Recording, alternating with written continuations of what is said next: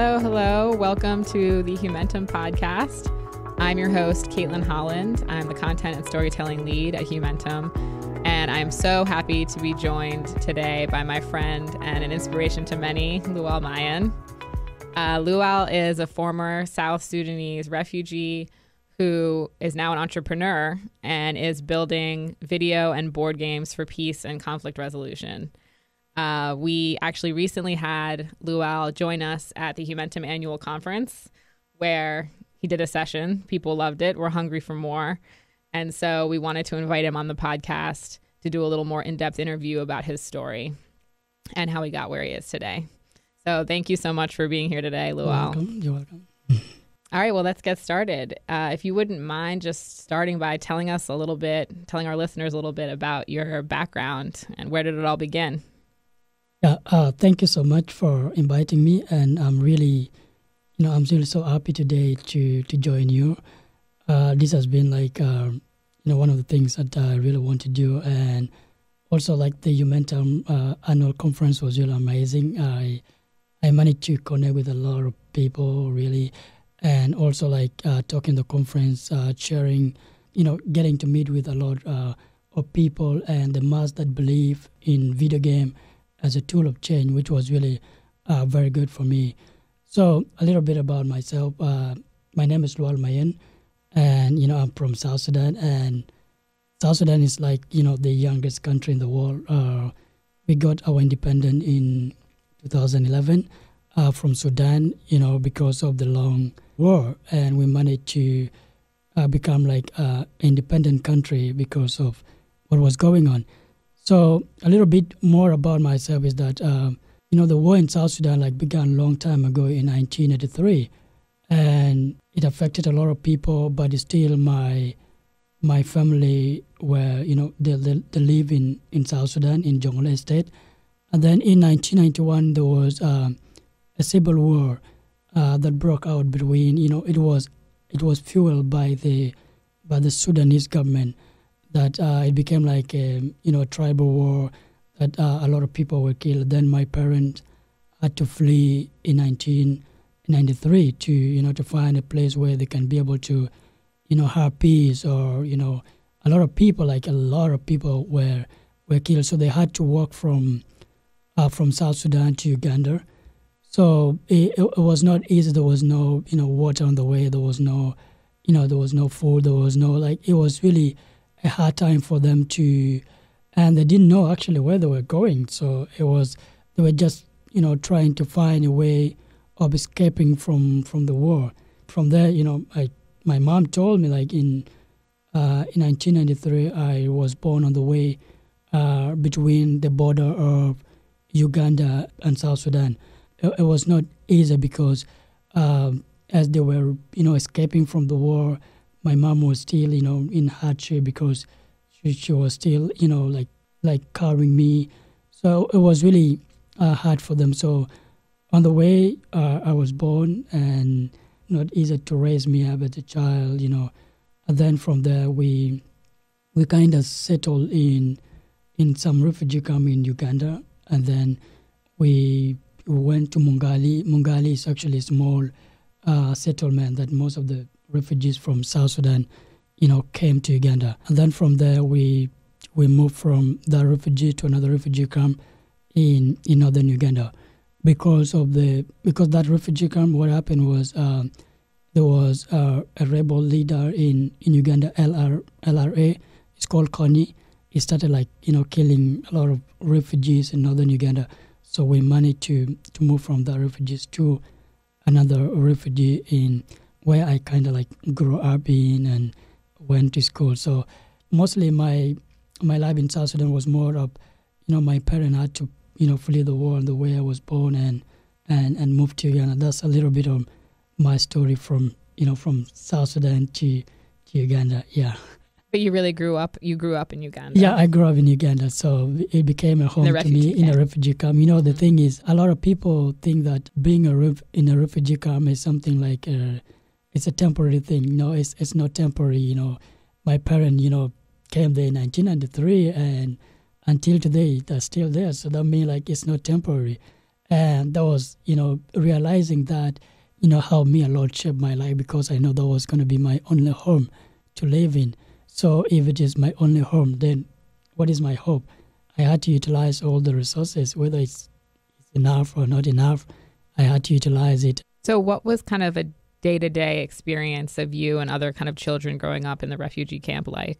In a refugee camp, some of them were born in Uganda, some of them were born on the way like me. To the extent it became like a new environment to us, that even farming, even there was no day-to-day more activities that we can do, because you either like your family either focus on something that you can, you can survive on, the food you can survive on.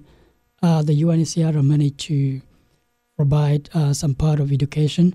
So most of the children will go to school, especially me, who could go to school and then come back home. But the problem with the school was there were no, well-educated teachers. Some of the teachers are like drop out, and some of them are, for example, if you're teaching a middle class, then maybe the top class teacher would be the one teaching them the middle. So like it's more of kind of the same, there were no qualified people to teach people. So at the end of the day, most of the children don't know the importance of education, ending up in doing, fighting every day, ending up for girls who was so bad for them, because that will actually result into earlier marriage, because there's nothing that can occupy your mind. So like it ended up in most of the children, being corrupted, being, their future where, was not like really good for them, because there was nothing that opened their mind to understand what the future holds for them. Wow. Yeah. And you said that there was nothing to really occupy their mind and kind of teach them about the future, give them kind of dreams for the future. But there was a lot of activities like football and... Football, yeah. I mean, like football was the only, soccer, like here. So football was the only thing that could actually unite the children, because in the morning you go to school, you play football, you come from school, football. Everything was just football. Like that actually helped us a lot, because there's an organization called The Right to Play. They were doing a lot of, helping us to shape our, skill in football, bringing other professional footballers to the refugee camp. So like that was the only thing that helped us a lot to really come together as children and helping our daily life more, pushing to the new day. When I grew up in the refugee camp, so my family was a little bit different, because they were so hard on me. I thought they were hard on me because going to school, they would tell me to go to school every day. And, I go to school, come back. Sometimes I don't read to school because there's nothing, that is happening in school. But when they find out that I was not in school, they will come and they beat me up. So they were really hard on me, like, education is important. Though they're not educated, like they were like hard on me, like, no, you have to study. I remember one time that I was so tired of my mother. I went to school, then just get a paper and a book, write anything in the book, and come back and show to her that I was in school, but it's all nonsense in the book. Like it was really like part of the thing that I was like doing something real, but it wasn't really helping me. But she could like press on me to the extent that I realized that, wow, like this is important for my future. So then from there, I started developing, myself and having a passion and having a love for education. So that actually opened my mindset to see how the world is going and what is required of us, and what, reflecting back from the suffering that my mother, went through, and trying to make us better people, even if it was not a choice for them to be in the refugee camp. So I realized that, what they were telling me was really important for all of us, for me, for my future, and for my brothers, because they can look onto me.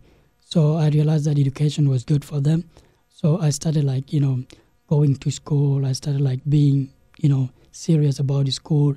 And then from there, I managed to, because I was so skillful in a way that in the refugee camp, I could make a small box. I make box and then I make it as film. Like people would come and watch around like 8 p.m. in the refugee camp, people could come to my place and watch a film that I created from the box. And, people was really so happy about what I was doing.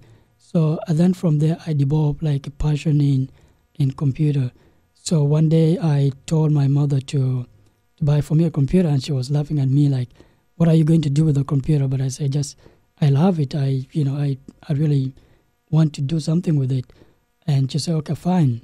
She spent almost 3 years looking for the money to buy for me a laptop. Then from there, she managed to get the money after the 3 years, and she bought for me a computer. She brought the computer to me and said, hey, here's your computer, so you can decide right now, what you can do with it.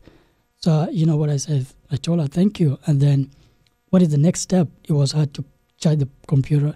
It was hard to get internet. So it was really like, what am I going to do with it? But I was so thankful that I have the product that I can be able to utilize. So I could take the computer for charging and then have 2 hours charge, then use it every time. And then one day I went to an internet cafe, and then a friend of mine installed a very good video game, Grand Theft Auto. So I found and I opened it on my computer and I started playing. It was fun. That was your first video game, first experience with video game. Okay. So even playing it was a little bit hard, but I could try everything, work on it, and it was really good. And, and then from there, I thought was, hey, this is a video game. I thought video games are not made by people. They're just falling from heaven or above. And so it was really hard for me to see I create video game one day. But I was really, I really loved the Grand Theft Auto because the graphics, the play, was a war game. So then I started trying to learn more about video game, getting tutorials to train myself. You had no computer programming education before that. That's not something you were learning in school. Yes, exactly. So you had found tutorials online? Tutorials online, yeah. Okay. So I go to internet cafe, put them on my computer, then maybe after 2 hours, if the computer is off, I leave it, and then again, the next day I try. It was really hard. So my main focus was not really to develop video game for peace building and so on. I just want to make them for fun. It was really good. After that, the war broke out in South Sudan, and in 2013, and almost 300,000 people were killed. So it became my future. My focus was after in the refugee camp, I wanted to go back to South Sudan, maybe work there. I went to school now, and my mother could not be able to pay my tuition. So what I would do is that I cannot work in Uganda. I had to go to South Sudan every weekend, do some project, get some money, come back to Uganda. So that's how I managed to start paying my tuition in Uganda also. So yeah.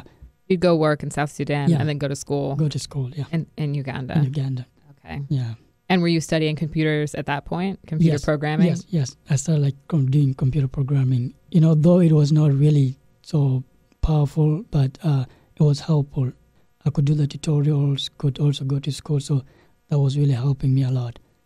After the war broke out in South Sudan, in 2016, then there was a ceasefire that was made in 2014.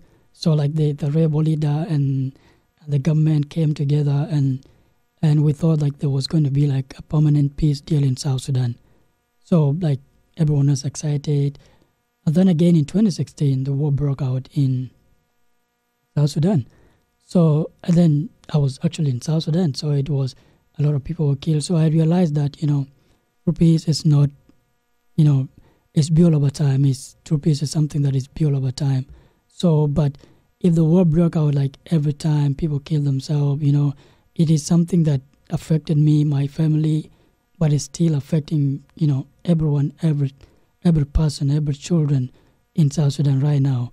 So I thought it was something beyond just signing a ceasefire. It was something that is, because it is something that we need to, for the children to be born, some of them were born in war, they were raised up in war, so their mindset, their attitude, it's war. So I decided it is something more than that, because the grassroots and the youth who actually make like 73% of the population in South Sudan is under the age of 30. Wow. That's a big population. And these are the people that I use as a tool of war, and that's why, it is hard for the peace to return in the country, because the majority of the people, most people are affected, and these are the people, they are so energetic, they are, the most important thing is to change their mindset. You said the young people are used as a tool of war? Is that what you're they're saying? used as a tool of war. Yeah. So we needed something to occupy them. I thought to myself, I needed something that can be able to engage them and help them in terms of changing their mindset.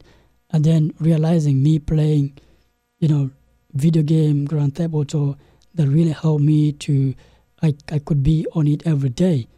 Like addictive. I was like on it every day. So I was like, how about I make something like Grand Theft Auto that can help them change their mindset and learn something about peace building. So if you go to South Sudan, you see like children playing with toy guns, playing in school. There's a lot, because if children are so creative, they're very creative. They can use anything if they don't have anything to do. So they're fast learners. Yeah, they're fast learners. So especially me, when I was so young, we could, get guns and make them and do anything, like try to shoot ourselves with guns. So that was our routine activity we can do. So how about, bringing something so educative that can actually prepare their peaceful future? So that's when I started like, oh wow, like I really want to use the video game as a tool of change, because they are also part of the youth. The 73% can be able to play like on their phone every day. So rather than like a ceasefire, so I realized that making video game as a tool of change would really help in terms of peace building. And how did you envision children, particularly children in refugee camps, being able to access the game mostly with phones? So they have cell phones? So when I did that's a good question. So when I did my first game, Salaam, I didn't manage to do it, but I was just like, let me just create it. I didn't know anything much about like the game industry. So, but I was like, let me just do this for the people in the refugee camp. Mm-hmm. So I did my game. I made the APK, which is for Android. So the APK, it was so light. It was less than 7 MB. It's really very light. So you can transfer the APK using a Bluetooth. You can transfer APK using any device, but you can play it on any Android.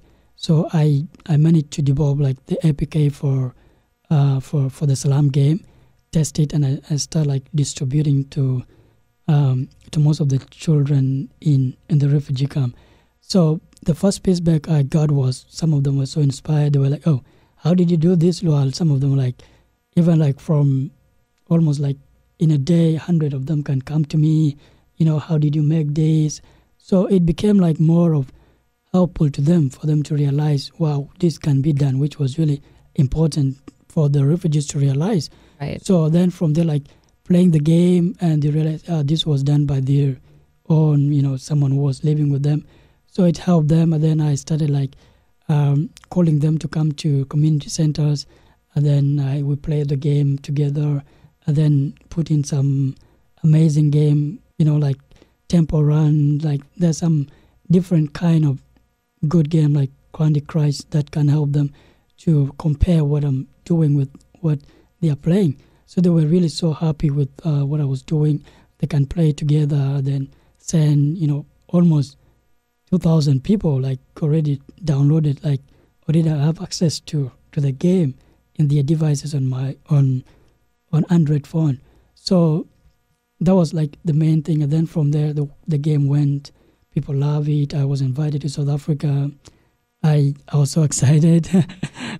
And this is while you're still in school, right? You're still working. You're working in South Sudan, then going back to school in Uganda. Exactly, yeah. So it became a little bit like, I was invited to South Africa to talk about my game. I could not believe it. So I went, and this actually helped me now to connect with the game community. And some of them were like, wow, this is good. We are going to put in our time, we advise you on what is the next step. So that really created a lot of chances in terms of developing the Salaam game. And the good thing about it was going back to playing GTA Vice City.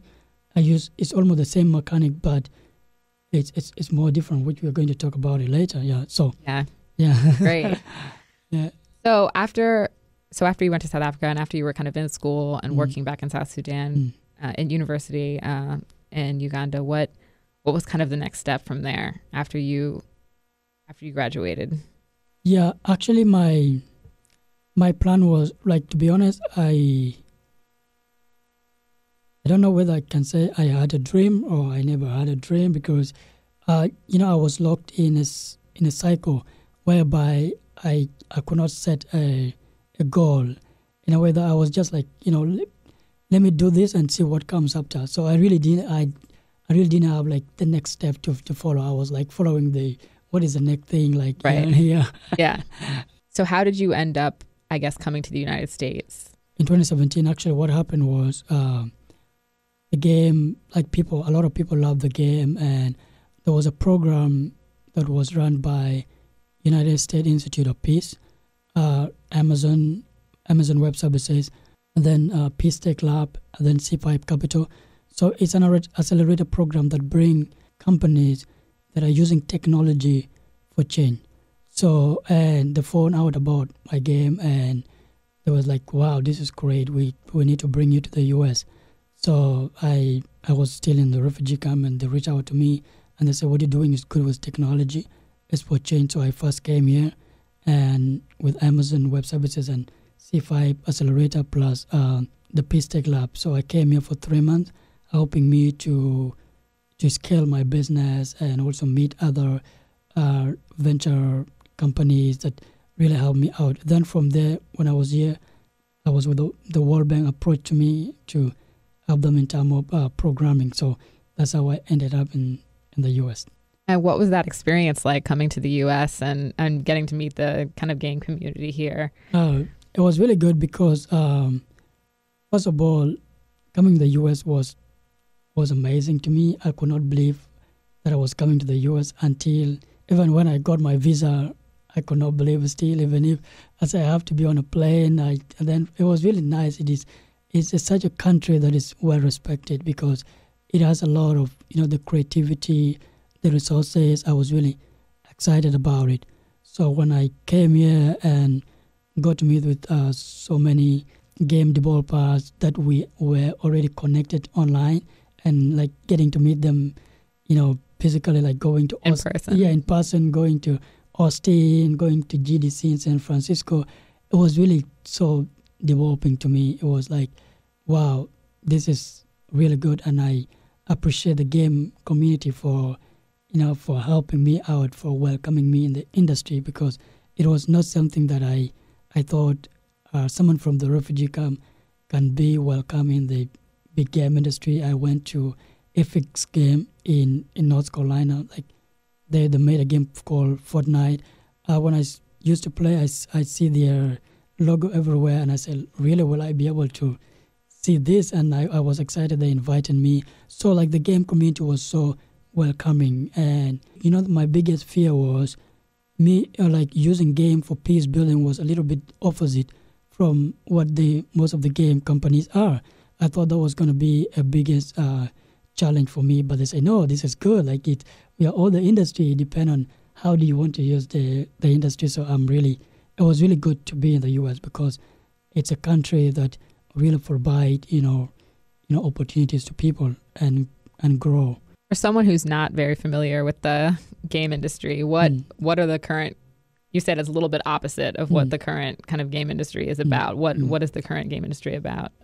That's a good question. Actually, the current game industry, like they produce big game like Battleship, like these are like, the AA companies, these are like the big companies, and they make a video game for, like Battleship, like stimulation, like there's a lot of video game that for war, for that there's a lot of them. So the current industry is really, it depends on what people love. So it's really huge, and it's really into like more of violence, like a lot of, you have to save the people and so on. So it's big. It's a big industry that is actually attracting a lot of young people, and it's Well, it sounds like you're in an exciting place in an exciting industry. And thank you so much for sharing kind of the first part of your really inspiring story as to how you got to where you are today. In our next episode with Lual, we will discuss his games, both of his games that he's created, how they're played, where you can access them, and how he developed them. So thanks again, Lual, for being here. And please subscribe to Humentum's podcast for episode 2 and all future episodes.